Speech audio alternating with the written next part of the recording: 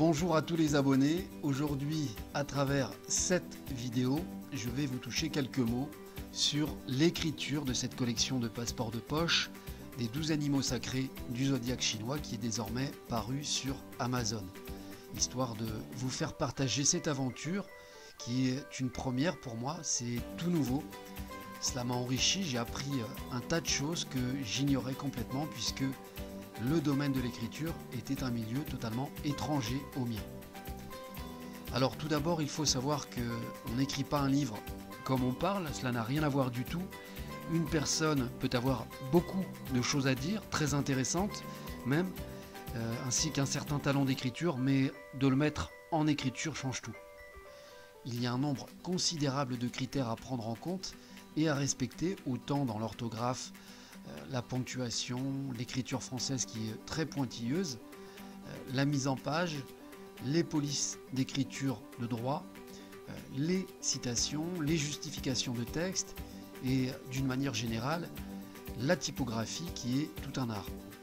Enfin, tout cela demande une très grande rigueur en sachant qu'on n'a pas vraiment le droit à l'erreur avec une coquille ou autre.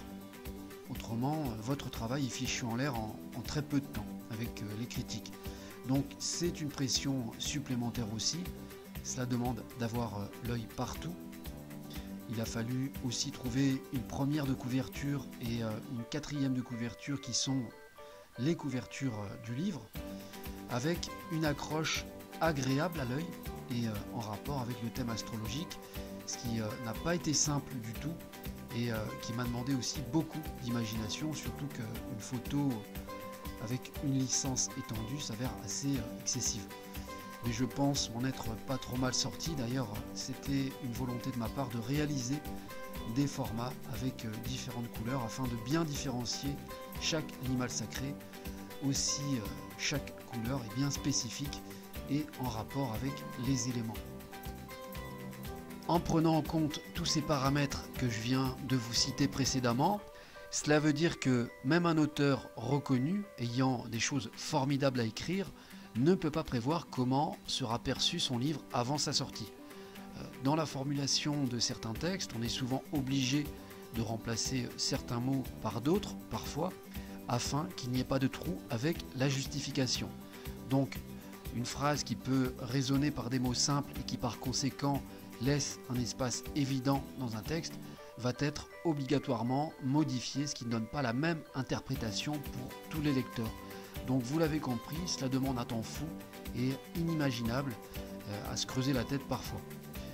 Quand ça ne vient pas, parfois c'est compliqué et à ce moment-là, on laisse de côté, on va reprendre l'air dehors et comme par enchantement, en revenant, l'intuition nous parle à nouveau avec une phrase limpide, pratiquement immédiatement, alors que une heure avant, voire un jour avant, rien n'arrivait à sortir.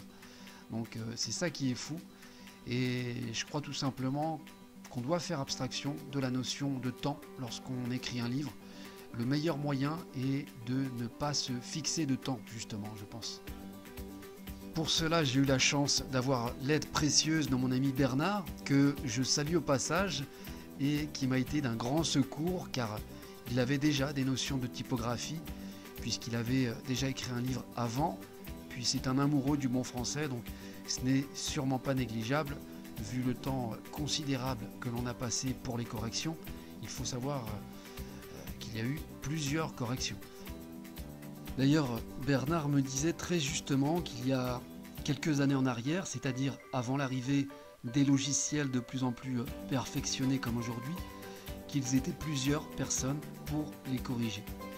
Aujourd'hui, apparemment, beaucoup de maisons d'édition font appel à des correcteurs professionnels dont c'est le métier.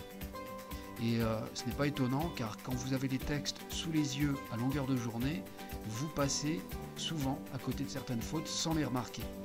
Je ne parle pas de fautes de correction d'orthographe en général, même si cela peut arriver, mais de fautes de ponctuation, de typographie, de présentation, de police d'écriture, de décalage, etc. Enfin bref, même si cela paraît infime, ce sont des petits détails qui font toute la différence. D'ailleurs, les éditeurs professionnels, comme les grands lecteurs, le voit d'un simple coup d'œil. C'est aussi ce qui fait qu'on a envie de lire un livre ou pas.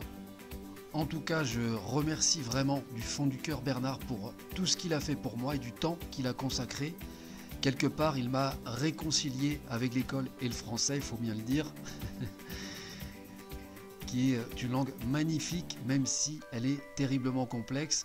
On a une chance exceptionnelle qu'on ne mesure pas toujours dans ce pays, surtout quand on voit l'élocution qu'avaient les gens avant, il n'y a pas très longtemps encore, c'était remarquable.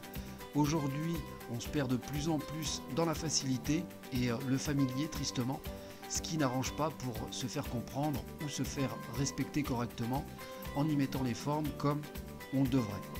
D'ailleurs, il suffit de s'en rendre compte en regardant des films anciens, c'est quand même un autre phrasé bien plus élégant et distingué. On sentait également la force de caractère des acteurs et des actrices. Toujours est-il qu'avec Bernard, j'ai appris beaucoup de choses que j'ignorais, et lui également en retour, puisqu'il veut désormais s'intéresser aux arts chinois. Si c'est pas merveilleux ça, comme quoi quand deux personnes s'impliquent sincèrement dans l'échange et le partage d'un travail, en fait tout le monde y trouve son compte, la preuve. Et donc j'envisage probablement de continuer à me pencher sur les écrits à l'avenir peut-être. Je dois y réfléchir sérieusement en gardant les pieds sur terre car j'ai encore beaucoup à apprendre et j'attends de voir aussi ce que donnera cette collection. C'est aussi cela qui déterminera le chemin éventuel que je pourrais prendre par la suite. Il faut laisser le temps au temps, faire en sorte que les choses se fassent étape par étape pour tirer un bilan de ce qui a été comme de ce qui n'a pas été. C'est sûr qu'après la parution, on se dit toujours j'aurais pu mettre ci comme ça et cela comme ci ou rajouter cela, mais on ne revient pas en arrière. D'où mon proverbe personnel sur le livre de la page de remerciements qui est un pied de nez en jouant avec les mots, à l'expression si en général. On pourrait faire beaucoup de choses avec les si, mais cela ne fait rien avancer pour autant parfois. Ce ne sont que des mots, d'où ce proverbe qui dit si avec les si on coupait les arbres, avec les si on referait le monde. C'est pourquoi il ne faut pas regretter, en fait on apprend tous les jours dans la vie, donc c'est une manière d'avancer et de progresser à son rythme. On est ce qu'on est tout simplement. Quoi qu'il en soit, j'aurai désormais un tout autre regard sur chaque œuvre d'un auteur, homme ou femme, que je pourrais avoir entre les mains à présent, quelle qu'elle soit.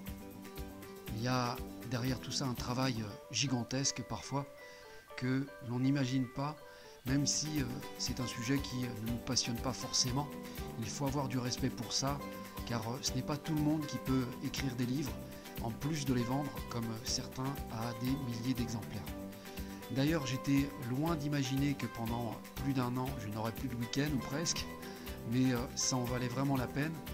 Pour écrire un livre consciencieusement, c'est clair qu'il ne faut pas compter ses heures. Alors, vous pensez bien que 12 pour une première, je n'avais pas vraiment le compas dans l'œil, mais j'ai appris très vite à mes dépens, donc la prochaine fois, je réfléchirai à deux fois. Je pense que c'est l'air de Prague qui m'a rendu si ambitieux, puisque c'est là-bas que tout s'est décidé et enclenché avec les premiers écrits. Donc maintenant je n'ai plus le choix, il faut que je trouve une pragoise, c'est tout. Trêve de plaisanterie, je vais reprendre plus sérieusement. Donc ce que je retiens surtout, c'est que pendant tout ce temps, auquel j'ai pris du plaisir, mais aussi où j'ai dû parfois me prendre vraiment la tête à plusieurs reprises, eh bien je suis parti comme en immersion avec ces 12 animaux sacrés et je ne les verrai plus de la même façon aujourd'hui non plus. Ils m'ont appris tellement de choses sur eux que j'ai gagné en connaissance encore. D'ailleurs les signes les plus compliqués qui m'ont donné plus de fil à retordre m'ont fait comprendre qu'ils sont tous complémentaires. Tous les signes en fait, sans exception, ont tous quelque chose de particulier à offrir et c'est ça qui est formidable. Ce qui veut dire que les problèmes se transforment en solutions. Dans leur compréhension, ils m'ont amené à une plus grande tolérance aussi au final. En fait, ils ont tous quelque chose à apporter. Puis ce que j'ai apprécié, c'est que tous ces livres de poche pour n'importe quel animal sacré ont été longuement travaillés. Rien n'a été négligé, au contraire. Certains ont demandé plus de temps que d'autres, Donc voilà, je suis très content du rendu, même si on peut faire toujours mieux. Mon but était de suivre ma conscience et de réaliser ce qui n'avait pas été fait avant, dans ce sens, sous forme de passeport de poche. Et prochainement, vous aurez des vidéos pour compléter ce travail. Ainsi, ce travail, avec un but altruiste à la base, pourra désormais profiter à tous ceux qui souhaiteront travailler sur eux. Et cela me fait doublement plaisir, car c'était l'objectif premier, de faire partager au maximum. Donc je pars avec la conscience tranquille, j'ai tenu ma parole, j'ai fait ce que j'avais dit, je suis allé au bout des choses. Donc maintenant, profitez de ce travail, surtout que c'est une chaîne qui n'est pas monétisée. Donc je vous dis à demain, avec plaisir.